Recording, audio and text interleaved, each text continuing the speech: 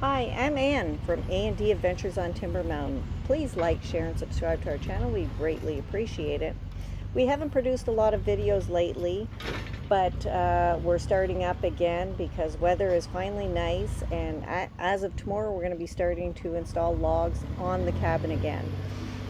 As you can see here, Dean is grabbing a log so that we can mill, making our planks for the roof.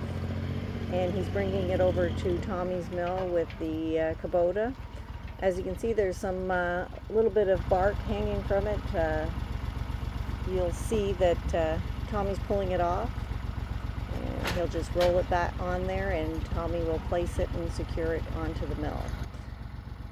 And Dean pulls away, and you'll see Dean at the other mill milling planks as well.